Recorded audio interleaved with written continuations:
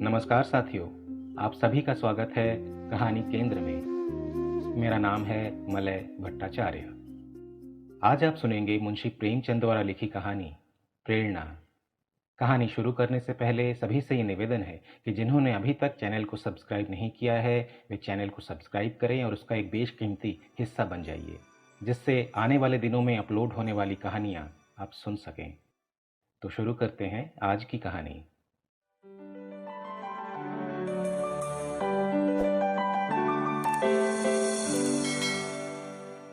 मेरी कक्षा में सूर्य प्रकाश से ज्यादा उद्यमी कोई लड़का न था, बल्कि यूं कहो कि अध्यापन काल के 10 वर्षों में मुझे ऐसी विषम प्रकृति के शिष्य से साब करना पड़ा था। कपट क्रीड़ा में उसकी जान बसती थी।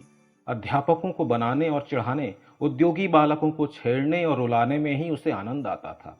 ऐसे ऐसे षड्यंत्र रचता, ऐसे ऐसे फंदे डालता, ऐसे ऐसे बांधनों बांधता कि देखकर आश्चर्य होता था। गिरोहबंदी में अभ्यस्त था।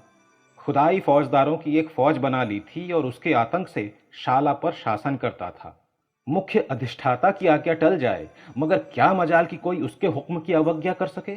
स्कूल के चपरासी और अर्दली उससे थर थर कांपते थे। इंस्पेक्टर का मुआयना होने वाला था। मुख्य अधिष्ठाता ने हुक्म दिया कि लड़के निर्दिष्ट समय के आध घंटा पहले आ जाएं। मतलब ये था कि लड़कों को मुआयने के बारे में कुछ जरूरी बातें बता दी जाएं। मगर 10 बज गए। इंस्पेक्टर साहब आकर बैठ गए और मदरसे में एक लड़का भी नहीं। 11 बजे सब छात्र इस तरह निकल पड़े जैसे कोई पिंजड़ा खोल दिया गया हो। इंस्पेक्टर साहब ने कैफियत में लिखा, डिसिप्लिन बहुत खराब है। प्रिंसिपल साहब की किरकिरी हुई, अध्यापक बदनाम हुए और ये सारी शरारत सूर्य प्रकाश की थी। मगर बहुत पूछताछ करने पर भी किसी ने सूर्य प्रकाश का नाम तक न लिया। मुझे अपनी संचालन विधि पर गर्व था। ट्रेनिंग कॉलेज में इस विषय में मैंने ख्याति प्राप्त की थी, मगर यहां मेरा सारा संचालन कौशल मोर्चा खा गया था। कुछ अक्ल ही काम नहीं करती थी कि इस शैतान को कैसे सन्मार्ग पर लाएं। कई बार अध्यापकों की बैठक हुई, पर यह गिरह न खुली। नई शिक्षा विधि के अनुसार मैं दंड नीति का पक्षपाती न था, मगर यहां हम इस नीति से केवल इसलिए विरक्त थे कि कहीं उपचार रोग से भी असाध्य न हो जाए। सूर्य प्रकाश को स्कूल से निकाल देने का प्रस्ताव भी किया गया, पर इसे अपनी अयोग्यता का प्रमाण समझकर हम इस नीति का व्यवहार करने का साहस न कर सके। 20-22 अनुभवी और शिक्षण शास्त्र के आचार्य एक 12-13 साल के उद्दंड बालक का सुधार न कर सके। ये विचार बहुत ही निराशाजनक था। यूं तो सारा स्कूल उससे त्राही त्राही करता था, मगर सबसे ज्यादा संकट में मैं था, क्योंकि वो मेरी कक्षा का छात्र था और उसकी शरारतों का कुफल मुझे भोगना पड़ता था। मैं स्कूल आता तो हरदम यही खटका लगा रहता कि देखें आज क्या विपत्ति आती है। एक दिन मैंने अपनी मेज की दराज खोली तो उसमें से एक बड़ा सा मेढक निकल पड़ा। मैं चौंक कर पीछे हटा तो क्लास में एक शोर मच गया। उसकी ओर सरोष नेत्रों से देख कर रह गया। सारा घंटा उपदेश में बीत गया और वो पट्ठा सिर झुकाए नीचे मुस्कुरा रहा था। मुझे आश्चर्य होता था कि ये नीचे की कक्षाओं में कैसे पास हुआ। एक दिन मैंने गुस्से से कहा, तुम इस कक्षा से उम्र भर पास नहीं हो सकते।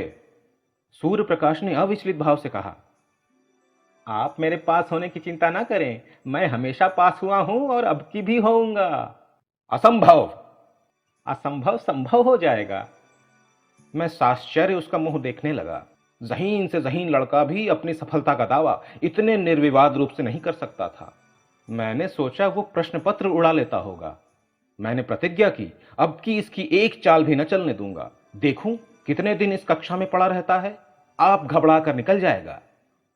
वार्षिक परीक्षा के अवसर पर मैंने असाधारण देखभाल से काम लिया, मगर जब सूर्य प्रकाश का उत्तर पत्र देखा तो मेरे विस्मय की सीमा न रही। मेरे 2 पर्चे थे, दोनों ही में उसके नंबर कक्षा में सबसे अधिक थे।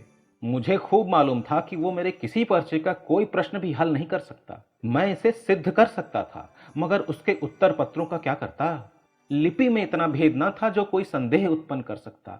मैंने प्रिंसिपल से कहा तो वो भी चकरा गए, मगर उन्हें भी जानबूझकर मक्खी निगलनी पड़ी। मैं कदाचित स्वभाव से ही निराशावादी हूं। अन्य अध्यापकों को मैं सूर्य प्रकाश के विषय में जरा भी चिंतित न पाता था, मानो ऐसे लड़कों का स्कूल में आना कोई नई बात नहीं। मगर मेरे लिए वो एक विकट रहस्य था। अगर यही ढंग रहे तो एक दिन वो या तो जेल में होगा या पागल खाने में। उसी साल मेरा तबादला हो गया। यद्यपि यहाँ का जलवायु मेरे अनुकूल था, प्रिंसिपल और अन्य अध्यापकों से मैत्री हो गई थी, मगर मैं अपने तबादले से खुश हुआ, क्योंकि सूर्य प्रकाश मेरे मार्ग का कांटा न रहेगा। लड़कों ने मुझे विदाई की दावत दी और सब के सब स्टेशन तक पहुंचाने आए। उस वक्त सभी लड़के आंखों में आंसू भरे हुए थे। मैं भी अपने आंसुओं को न रोक सका। सहसा मेरी निगाह सूर्य प्रकाश पर पड़ी, जो सबसे पीछे लज्जित खड़ा था। मुझे ऐसा मालूम हुआ कि उसकी आंखें भी भीगी थीं। मेरा जी बार बार चाहता था कि चलते चलते उससे दो चार बातें कर लूं। शायद वो मुझसे कुछ कहना चाहता था, मगर न मैंने पहले बातें की न उसने। हालांकि मुझे बहुत दिनों तक इसका खेद रहा। उसकी झिझक तो क्षमा योग्य थी, पर मेरा अवरोध अक्षम्य था। संभव था उस करुणा और ग्लानि की दशा में मेरी दो चार निष्कपट बातें उसके दिल पर असर कर जाती। मगर इन्हीं खोए हुए अवसरों का नाम तो जीवन है। गाड़ी मंद गति से चली। लड़के कई कदम तक उसके साथ दौड़े। मैं खिड़की के बाहर सिर निकाले खड़ा था। कुछ देर तक मुझे उनके हिलते हुए रुमाल नजर आए। फिर वो रेखाएं आकाश में विलीन हो गईं, मगर एक अल्पकाय मूर्ति अब भी प्लेटफॉर्म पर खड़ी थी। मैंने अनुमान किया कि वो सूर्य प्रकाश है। उस समय मेरा हृदय किसी विकल कैदी की भांति घृणा, मालिन्य और उदासीनता के बंधनों को तोड़ तोड़ कर उससे गले मिलने के लिए तड़प उठा। नए स्थान की नई चिंताओं ने बहुत जल्द मुझे अपनी ओर आकर्षित कर लिया।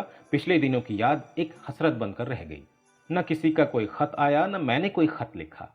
शायद दुनिया का यही दस्तूर है। वर्षा के बाद वर्षा की हरियाली कितने दिनों रहती है।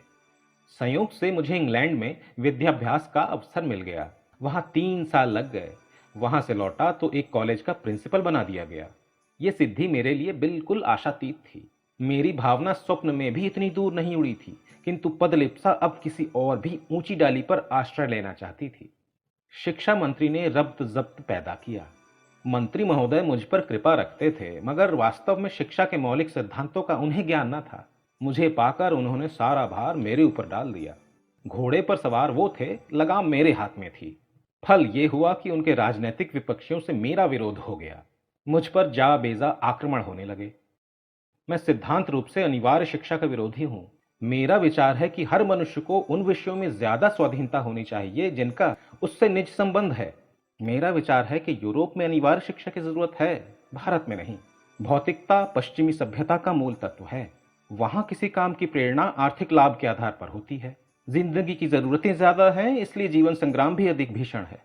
माता पिता भोग के दास होकर बच्चों को जल्द से जल्द कुछ कमाने पर मजबूर करते हैं। इसकी जगह कि वो मद का त्याग करके 1 शिलिंग रोज की बचत कर लें, वे अपने कमसिन बच्चे को 1 शिलिंग की मजदूरी करने के लिए दबाएंगे। भारतीय जीवन में सात्विक सरलता है। हम उस वक्त तक अपने बच्चों से मजदूरी नहीं कराते जब तक परिस्थिति हमें विवश न कर दे। दरिद्र से दरिद्र हिंदुस्तानी मजदूर भी शिक्षा के उपकारों का कायल है। उसके मन में यह अभिलाषा होती है कि मेरा बच्चा 4 अक्षर पढ़ जाए। इसलिए नहीं कि उसे कोई अधिकार मिलेगा, बल्कि केवल इसलिए कि विद्या मानवीय शील का एक श्रृंगार है।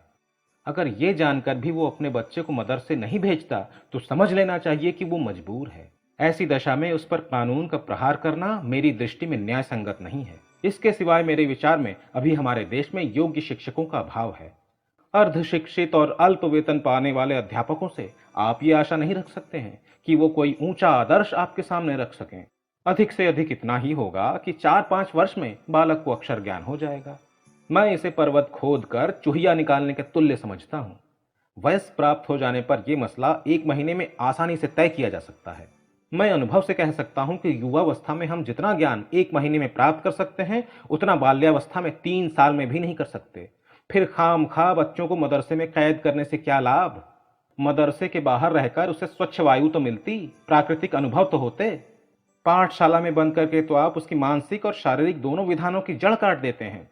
इसलिए जब प्रांतीय व्यवस्थापिका सभा में अनिवार्य शिक्षा का प्रस्ताव पेश हुआ, तो मेरी प्रेरणा से मिनिस्टर साहब ने उसका विरोध किया। नतीजा यह हुआ कि प्रस्ताव अस्वीकृत हो गया।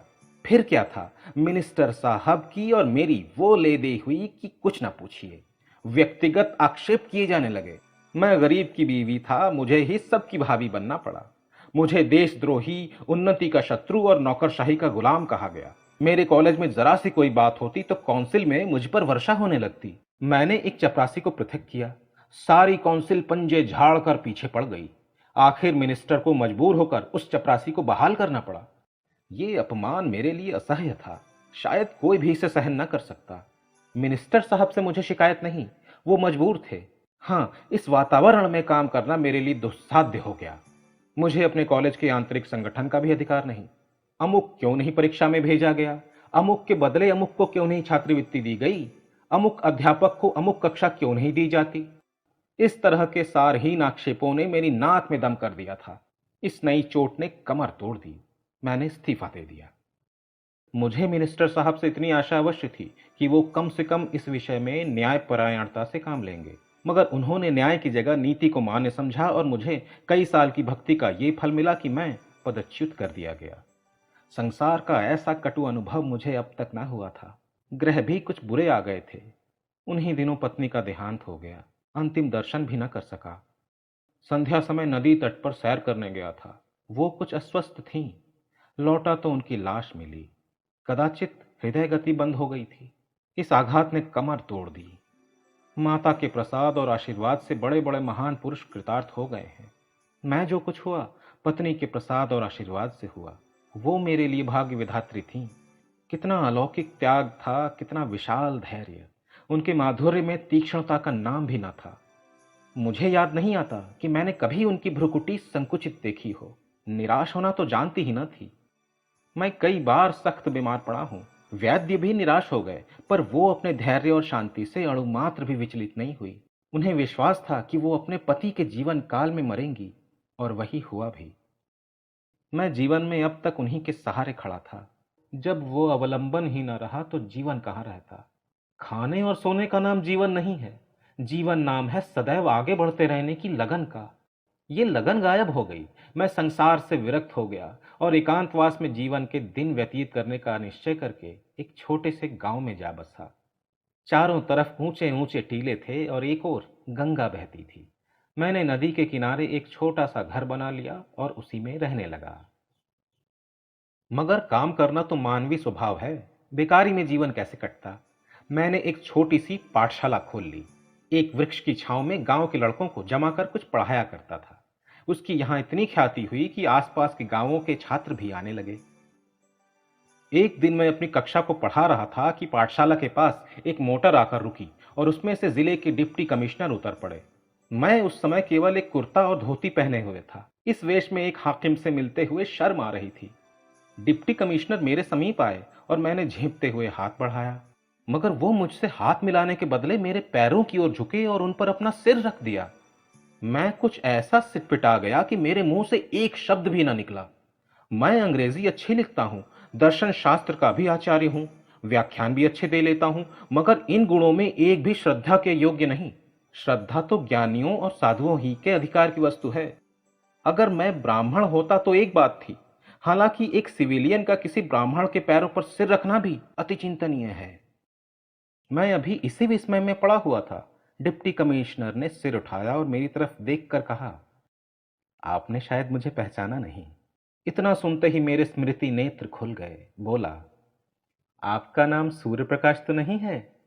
जी हाँ, मैं आपका वही अभागा शिष्य हूं। 12-13 वर्ष हो गए। सूर्य प्रकाश ने मुस्कुराकर कहा, अध्यापक लड़कों को भूल जाते हैं, पर लड़के उन्हें हमेशा याद रखते हैं। मैंने उसी विनोद के भाव से कहा, तुम जैसे लड़कों को भूलना असंभव है। सूर्य प्रकाश ने विनीत स्वर में कहा, उन्हीं अपराधों को क्षमा कराने के लिए सेवा में आया हूं। मैं सदैव आपकी खबर लेता रहता था। जब आप इंग्लैंड गए तो मैंने आपके लिए बधाई का पत्र लिखा, पर उसे भेज ना सका। जब आप प्रिंसिपल हुए मैं इंग्लैंड जाने को तैयार था। वहां मैं पत्रिकाओं में आपके लेख पढ़ता रहता था। जब लौटा तो मालूम हुआ कि आपने इस्तीफा दे दिया है और कहीं देहात में चले गए हैं। इस जिले में आए हुए मुझे 1 वर्ष से अधिक हुआ, पर इसका जरा भी अनुमान न था कि आप यहाँ एकांत सेवन कर रहे हैं। इस उजाड़ गांव में आपका जी कैसे लगता है? इतनी ही अवस्था में आपने वानप्रस्थ ले लिया। मैं नहीं कह सकता कि सूर्य प्रकाश की उन्नति देखकर मुझे कितना आश्चर्यमय आनंद हुआ। अगर वो मेरा पुत्र होता तो भी इससे अधिक आनंद ना होता। मैं उसे अपने झोपड़े में लाया और अपनी राम कहानी कह सुनाई।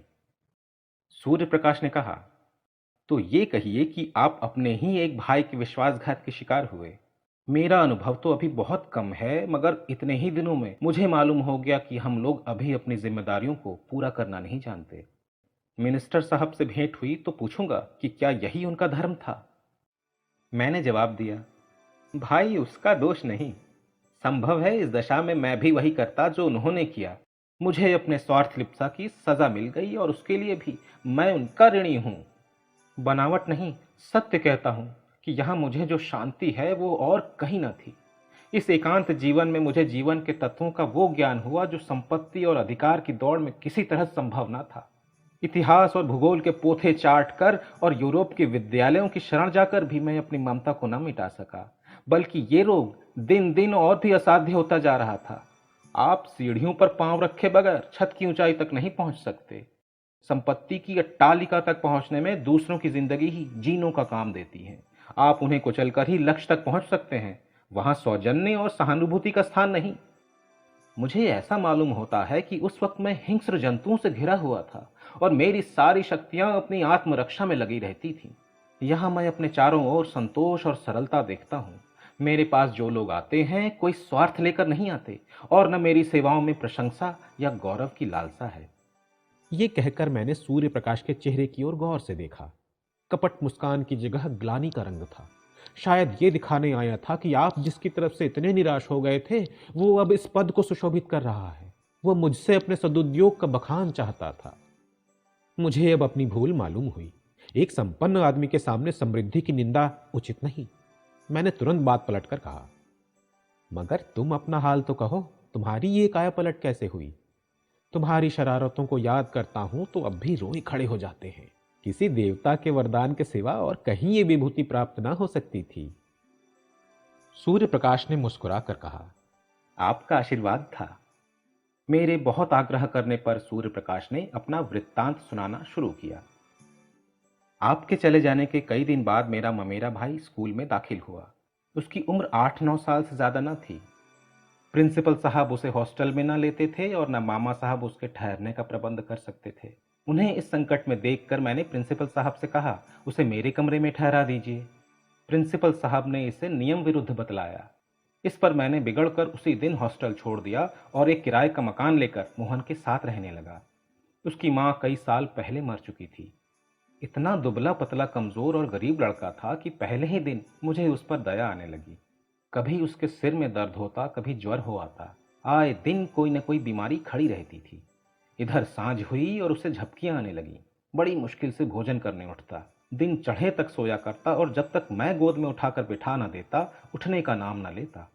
रात को बहुधा चौंक कर मेरी चारपाई पर आ जाता और मेरे गले लिपट कर सोता। मुझे उस पर कभी क्रोध न आता। कह नहीं सकता क्यों मुझे उससे प्रेम हो गया। मैं जहां पहले 9 बजे सोकर उठता था अब तड़के उठ बैठता और उसके लिए दूध गर्म करता। फिर उसे उठाकर आंख मुंह धुलाता और नाश्ता कराता। उसके स्वास्थ्य के विचार से नित्य वायु सेवन को ले जाता। मैं जो कभी किताब लेकर न बैठता था उसे घंटों पढ़ाया करता। मुझे अपने दायित्व का इतना ज्ञान कैसे हो गया, इसका मुझे आश्चर्य है। उसे कोई शिकायत हो जाती तो मेरे प्राण नखों में समा जाते। डॉक्टर के पास दौड़ता, दवाएं लाता और मोहन को खुशामद करके दवा पिलाता। सदैव ये चिंता लगी रहती थी कि कोई बात उसकी इच्छा के विरुद्ध न हो जाए। उस बेचारे का वहां मेरे सिवा दूसरा कौन था? मेरे चंचल मित्रों में से कोई उसे चिढ़ाता या छेड़ता तो मेरी त्योरियां बदल जाती थी। कई लड़के मुझे बूढ़ी दाई कहकर चिढ़ाते थे, मैं हंसकर टाल देता था। मैं उसके सामने एक अनुचित शब्द भी मुंह से नहीं निकालता। ये शंका होती थी कि कहीं मेरी देखा देखी ये भी खराब ना हो जाए। मैं उसके सामने इस तरह रहना चाहता था कि वो मुझे अपना आदर्श समझे और इसके लिए ये मानी हुई बात थी कि मैं अपना चरित्र सुधारूं। वो मेरा 9 बजे सोकर उठना, 12 बजे तक मटर गश्ती करना, नई नई शरारतों के मंसूबे बांधना और अध्यापकों की आंख बचाकर स्कूल से उड़ जाना, सब आप ही आप जाता रहा। स्वास्थ्य और चरित्र के पालन के सिद्धांतों का मैं शत्रु था, पर अब मुझसे बढ़कर उन नियमों का रक्षक दूसरा न था। मैं ईश्वर का उपहास किया करता था मगर अब पक्का आस्तिक हो गया था। वो बड़े सरल भाव से पूछता, परमात्मा सब जगह रहते हैं तो मेरे साथ भी रहते होंगे? इस प्रश्न का मजाक उड़ाना मेरे लिए असंभव था।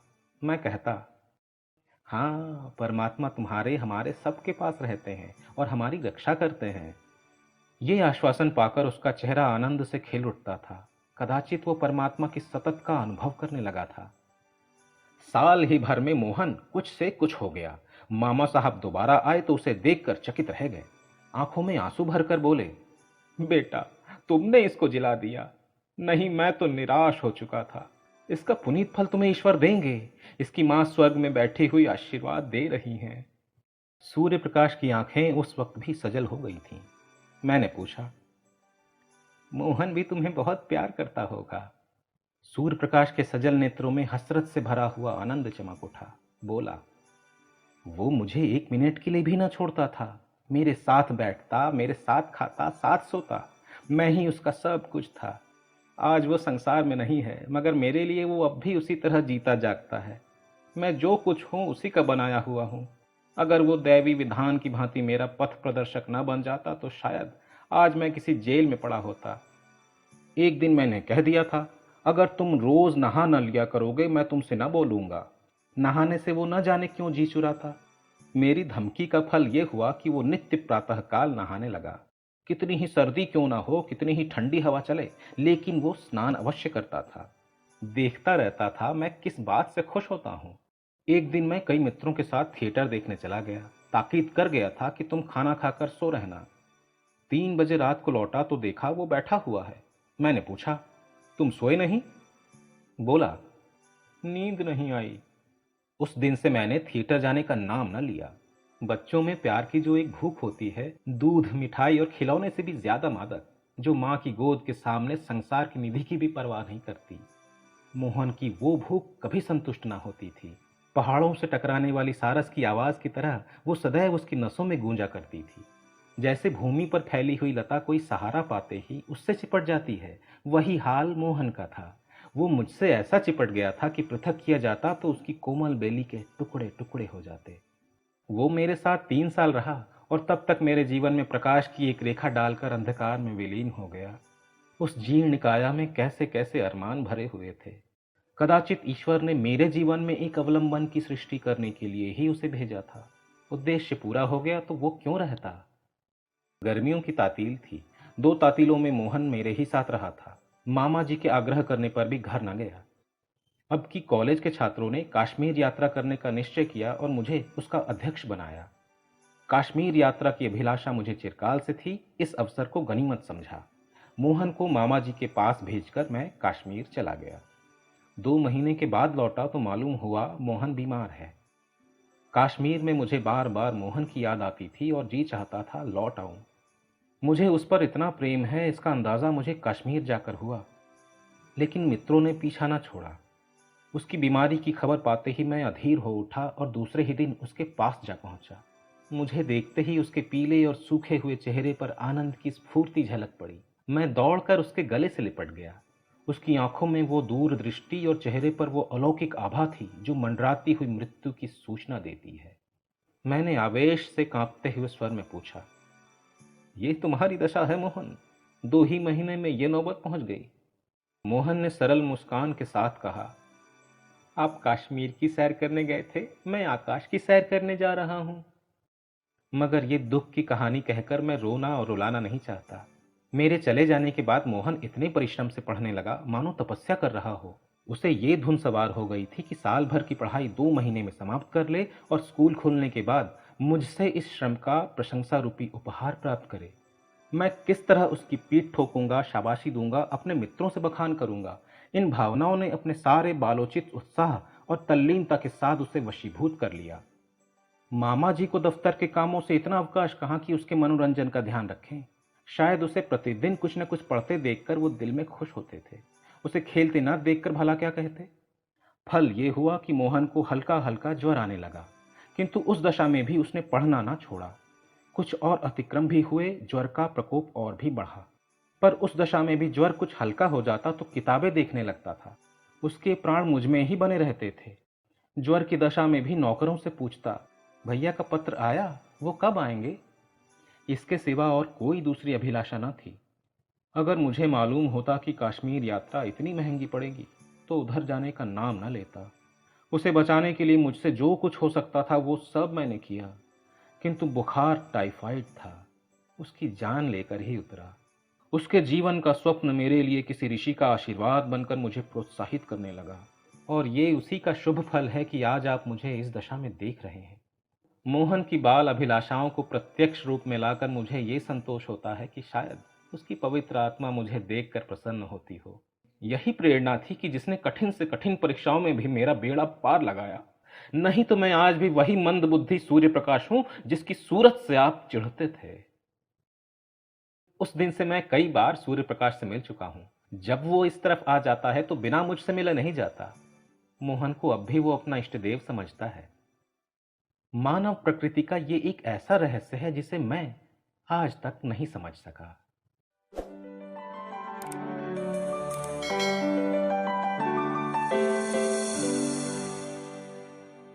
साथियों, अभी आप सुन रहे थे मुंशी प्रेमचंद द्वारा लिखी कहानी प्रेरणा। मुझे विश्वास है ये कहानी आपको जरूर पसंद आई होगी। अगर पसंद आई है तो इसे लाइक और अपने जानने वालों में शेयर करिएगा ताकि दूसरे भी इसका आनंद उठा सकें। नई कहानियों को समय पर सुनने के लिए बेल आइकन को प्रेस करके ऑल पर सेट कर दीजिए। अगली कहानी लेकर आपके सामने जल्द उपस्थित होता हूँ। तब तक के लिए नमस्कार। आप सभी का हृदय से धन्यवाद।